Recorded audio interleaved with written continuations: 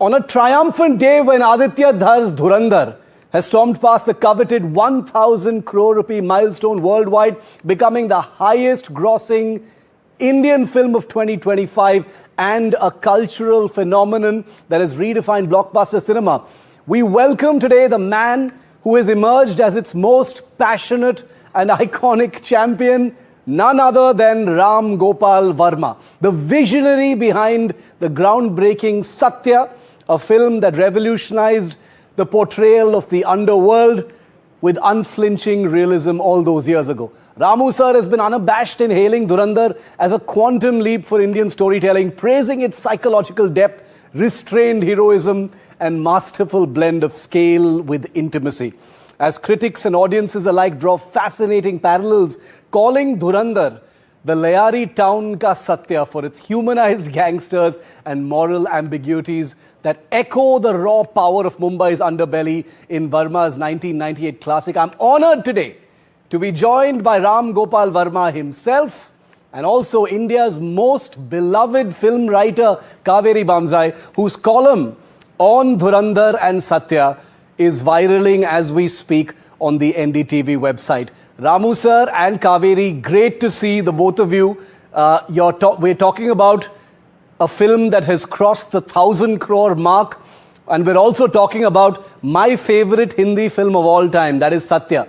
By the way, Ramu sir, it is a film that I watched on my second day of college way back in 1998, so it's very, very close to my heart, and I'm so glad that these comparisons are being made. But my first question to you, Ramu sir, is in your review, you've described Dhurandhar as a quantum leap that reshapes Indian cinema. Tell us why, sir. Yeah. Hi, everyone. Hi, Kaveri. But by the way, I didn't read that column. I would like to read it after this interview. Yeah. Please do, yeah.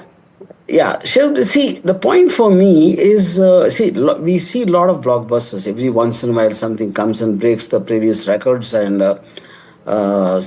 we call it massy, class, whatever it is, But I feel in many ways, this is to just call it a blockbuster or a whatever is, I think, is shortchanging it for the main reason. See, if you look at it, it's on the very familiar template. It's not really great. Unheard of storytelling or anything, But it's like regular template films where there's a hero, heroine, villain, and there is a patriotism angle to it, there's a relationship, there's loyalty. All of them are there. But I think the way Aditya Dhar has treated it, cinematically speaking, it is something else. Like not a single character is lesser than the main hero. That is the exact opposite of what especially the pan-India filmmakers do. Every incident, every scene is treated as to give a claptrap and people to cheer in the theater, and the slow motion walks and all that being avoided. Absolutely whatever you thought is necessary for this commercial mainstream cinema. I'm not talking about any particular film in a sense. It could be KGF 2 or a Pushpa 2.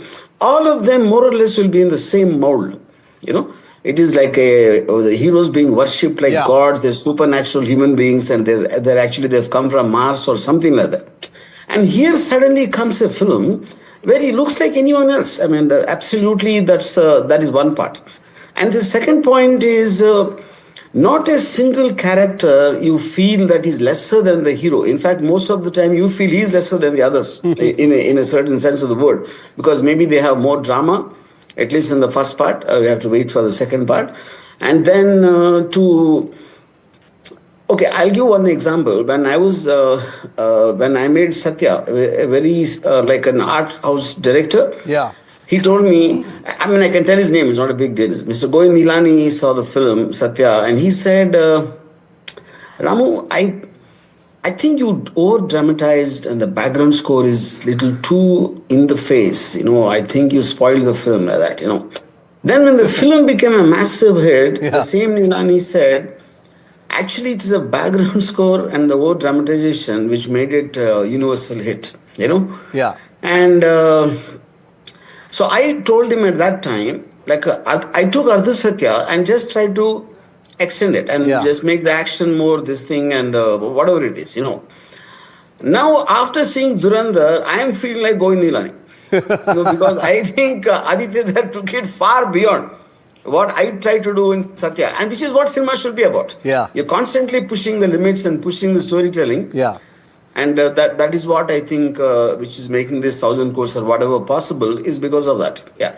I love Kaveri. I love how Aditya Dhar has said he felt seen. When he got this gushing review from Ram Gopal Varma. But this isn't just shallow cheerleading. When someone like Ramu sir says what he has said, someone who is behind Satya, and you've captured it so beautifully in your column, are you surprised at all?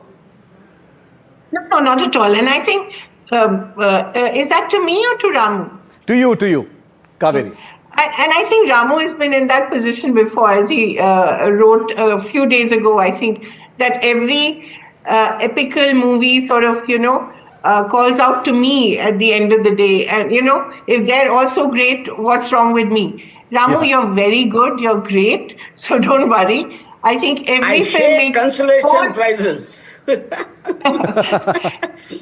I think all filmmakers in India, to a great extent, who've come to be in the noughties, owe a lot of their success and their craft to Ramu. Yeah. And I think we've been here before. We've had movies like Gadar, we've had movies like Bahubali, which have sort of broken through the clutter, and they've done that because they've taken risks with the soundtrack, they've taken risks with stories that other filmmakers have not. And I think that is what Satya taught them, that if you take a risk, and a huge risk, at a time when, everything was about the musical and about great-looking people, great-looking stories, and you put this bunch of really grimy, dirty-looking people, sorry to say that, but you put them on the screen, and then who do you take away from that movie? You don't take away Satya, you take away Bhiku Matre. Exactly. And here as well, you take away Rahman Dakait. Yeah.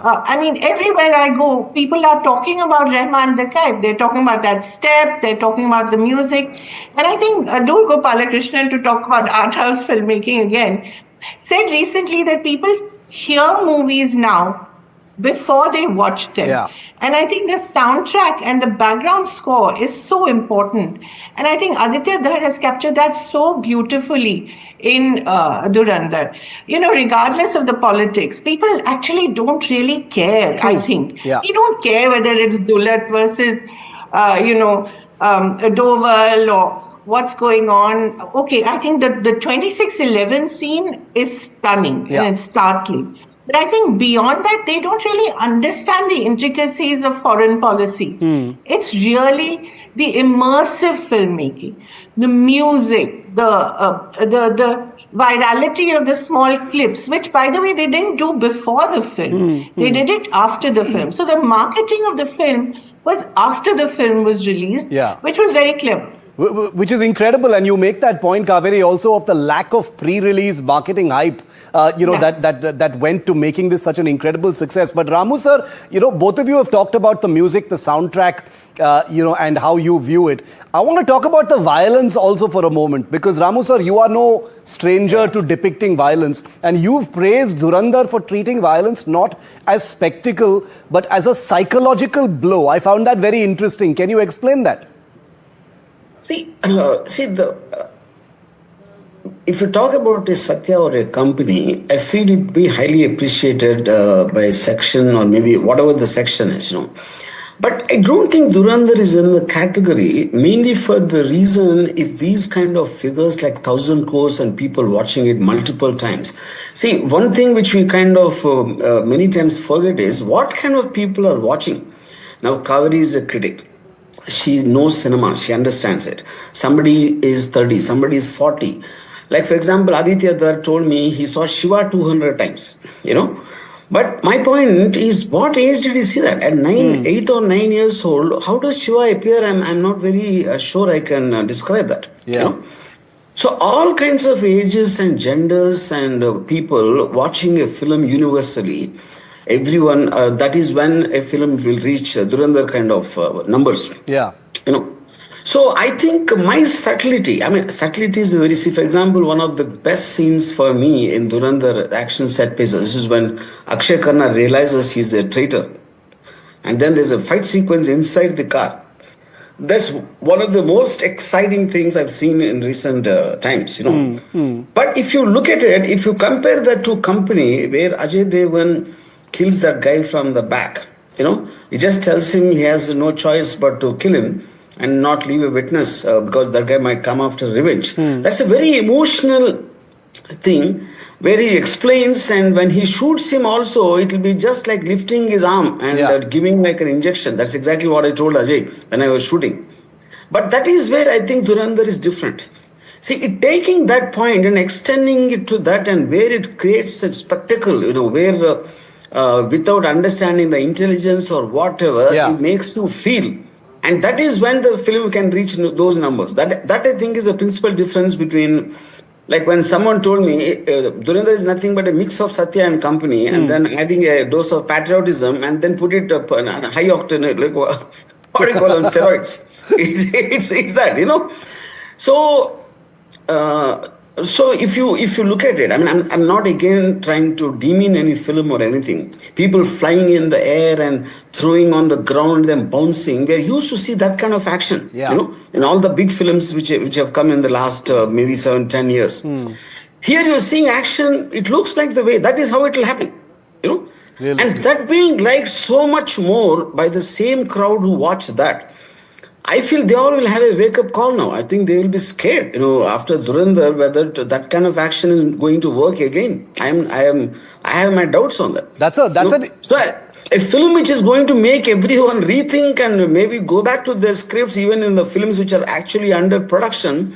I know 3 or 4 directors, friends of mine, they're scared and they don't know whether what is going to work, what they are making will work or not. That is the effect, which is the reason I think it is far more than a film, just a highly successful film, which is the reason I say it's a quantum leap. Quantum leap. You've qualified that very well. Kaveri, you want to add to that? Violence is a risky thing to try and kind of rejuvenate and tell differently. And Ramu sir says that's what has happened with Dhurandhar. Yeah, I think I want to add to that point. What has happened to the way we've seen violence on screen of late is the video gameization of violence.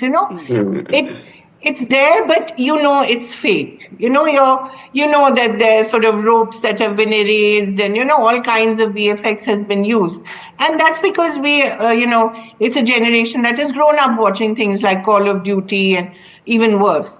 So I think when you see something like Dhurandhar, where you're actually chopping fingers, heads are rolling, you're using objects of almost daily use, like when Rahman Dakat, kills his supposed father, Babu Dakat, he uses the weights from a vegetable vendor's cart. That is so shocking. And it's so visceral, I think. The word is visceral. It sort of hits you somewhere here. And I think that is the big difference. That synthetic kind of violence that we have been used to in all these spy dramas, as Ramu said, people flying in the air, etc. That is not here. Here it is something that you could do in a moment of madness. Anyone could do in a moment of madness. And I think that is what is so violent and so scary about Dhurandhar. The characters in Dhurandhar and Satya, and I love those parallels once again, so I'm going to draw that back in. The humanizing of Karachi's gangsters, much like Satya did for Mumbai's underworld, like Kaveri mentioned, Ramu sir, we all came away with Bhiku Matre, right? He's timeless, he's immortal. There are social media handles which go by that name right now because nobody needs an introduction to Bhiku Matre all these years later. Similarly, for Dhurandhar, people are talking about those specific characters. How did that seem to you? And tell us a little bit about the creation of the Bhiku Matre character and how you brought it to life. See, to start with, I think the fundamental difference between Satya's characters and Dhurandhar's characters, Dhurandhar, I really don't think it is... real in the sense of what we think it is, what Satya is. I think it's somewhere between the characters of real life and Mahabharata, because if you look at it, when a guy like a Babu Dakat is introduced, Babu Dakat, the big font coming with the background score, it already psychologically, it kind of hypes up the man, even without you knowing what he does, which is pretty much what they've done with every character. So that is what I meant by psychological play of violence. The very word Dakat itself, and I don't know if it's a surname or whatever the hell it is, but that the moment that name came, that guy got etched in my mind. He was hardly there for probably 20 minutes, but I can't forget the face of Babu Dakat. No. So I think that is what I mean by Mahabharata, a very realistic Mahabharata for me. That was what Dhurandhar about, So in the sense, but I could see the work Aditya there put in. Like when I did Satya, in Bhikkhu Matre, what you were asking, Bhikkhu Matre would have probably never gone to school. Or he went to school, he was in the backbenchers, because education teaches us to be civilized. Hello, how are you, sir? Good morning. And it will kind of domesticate you. But the fact, I remember telling Manoj, there's a difference between the look and body language of a wild cat and a domestic cat. They look exactly the same, but you can feel the difference just in the body language. That is what my brief was. So likewise in Dhurandhar, each and every character, I could see that a brief was given by the director. Exactly his body language, the way he sits, he looks, and everything in that is like there was so much of effort put on every character. Unlike most of the time in Hindi films, we just change their clothes and put one mustache or remove a mustache and change the hairstyle a little different, and that's about it, which is not what happened in Dhurandhar. Yeah. You want to add something to that? Very, very interesting points, not just on the similarities of Satya and Dhurandhar, but also the differences. Yeah, you want me? That's for me? That's to Kaveri. Yeah. I think the differences are really in scale. And I think the idea of going into Pakistan, which actually Gadar also did.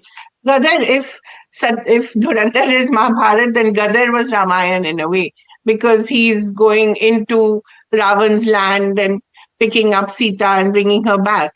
I think the way we're seeing Pakistan is a way we've never seen it before. And I think there is a certain element of excitement maybe and certain exoticization also of Pakistan, which we've not seen before. We've always seen them as, generals or politicians sort of wreaking havoc on India. But we've never gone into their homes the way Dhurandhar does, or the way that some spy dramas on streaming do. And I think that, again, is a bit of a difference between Satya and Dhurandhar, that we're going into a world. If the Mumbai underworld was new to us in Satya, the Karachi underworld is very new to us in Dhurandhar. And I think that is, again, a question of scale and a question of setting, and also the way these characters have been created, which actually, the supposed villains are the most interesting characters in this cast of characters. The comparison with Gadar, like what Kaveri was making, I'll tell you. See, though both the stories are set in Pakistan, the difference is, if you look at the protagonist of Gadar, who says, "Ye dai kilo ka haath," and he starts shouting and all that in the most unreal manner, and here Hamza doesn't speak most of the time. You don't even know what he's thinking or what he's up to and all that. That is a height, because a spy is not supposed to make his presence feel. So all the time he's disappearing into the story, the hero. Whereas in all the other films, the stories constantly keep elevating, pushing him up and things like that. That is the exact opposite what's happening in Dhurandhar.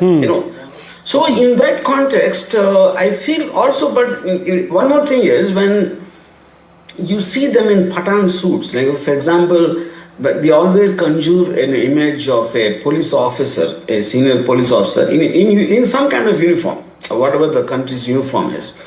But to see Sanjay Dutt in a white Pathan suit, it kind of shook me, So on a visual layer, in their looks with the beards, and then the other thing is, if you look at, they're not saying dialogue, they're not mouthing dialogue, which is what happens all the time in Hindi films. if Rahman Dekayat is proposing that he wants to start this party and from behind support this, in his eyes you can see the subtlety of whether he is not sure whether we agree or believe, will agree with that or not. Those kind of things are what which make them so relatable. You know, though they're larger than life in every which way, like a man who can use a weight in a vegetable shop to smash the head of a guy, he's also vulnerable at a certain time. And the vulnerability is what which actually makes him believable. See, like Bhikkhu Matre is a ruthless hitman, But the way when his wife slaps him because he's coming late or he didn't tell him, that is what which makes him believable. I'm going to ask one final question to Ramu sir, which is that you've also said that Dhurandhar is a horror film for filmmakers who cannot match its brilliance. So your last word to you on that. See, big words coming from Ram Gopal Varma, might I say. Yes. See, I believe it's like a horror film because it is scaring everyone, Because, see, the point like what I mentioned earlier in this interview, can you imitate? Do you have the capacity to imitate? Will it work again? Or if everybody is talking only about Dhurandhar, some of the films, I don't take names, if they release after Dhurandhar, I am not very sure how they would have done. Most of them would have been laughed out of the theatres, in my opinion, post Dhurandhar. Because once you see something of this quality, how will you bear with anyone of lesser quality? But now the various productions, which are already on the various stages of production, various films, they all have to go back and revisit the script and revisit what they've been planning and what they've been, the kind of action set pieces and all that. Yes, most of the time the film industry kind of wants to ignore when something becomes highly successful because they wouldn't know what to do. But I mentioned in the tweet also, I said, now this gives me an example. If you go to someone's house, and you visit, and they have this large dog like a Rottweiler or a Great Dane, and that keeps staring at you, And the owner says, no, it's a very nice dog. No problem. You do your work and don't bother about it. So you're pretending the dog is not there, but in your heart you're tense. So I think Dhurandhar will be like that dog in every production office in Mumbai, or even South for that matter. Invisibly it will keep on staring and they will never know when it's going to bite. I think that's a wonderful note to end on. All I can say is that our film department and our entertainment desk is going to be busy for the rest of the day pulling out these incredible sound bites and zingers that Ramu sir and Kaveri have dropped on this interview. So thank you very much to both Ramu sir and Kaveri. This has been a lot of fun. This has been illuminating. And might I say, as a personal request to Ramu sir, let's revisit Satya at some point in your career, sir. I think Sure, we'll do that. It bears revisiting in some way. Prequel, sequel, I don't know. That I leave to you. But vintage. That makes me feel ancient. But okay, I get the point. हमको vintage Ramu मांगता है for another Satya reboot in some ways. But thank you very much, Ramu sir. Always a pleasure and a privilege. But I would like to say on the contrary. In fact, today only I put a tweet. I think more than a director wanting to learn from his previous filmmakers who were there before him, like I would mention Steven Spielberg or a Coppola or something. I think now the time has come to learn from Aditya Dhar also. That is what I think. That is when cinema goes forward. I think it's not about resting on your past laurels. Arey jab maine Satya banaya. I don't get it. I would like to learn what I can do from Dhurandhar. That I think is a much better thing. Your humility is shining, and I think it's so nice to see someone who is like an eternal student. It is not humility; it's shameless admission of truth. No. I am going to say, as a huge fan, I will say that it is so nice that you are still so curious, hungry. You are like an eternal student, and you are so generous with your praise and compliments. So I can only imagine how Aditya Dhar feels. If I was a filmmaker and I had you saying this about my film, it would make my decade. So it's really nice. Thank you very much to both of you, Ramu sir and Kaveri. So much fun. See you back again soon. Thank you very much. Thank you. All of the biggest interviews will always be here on NDTV. Thank you so much for watching. The news continues on the other side.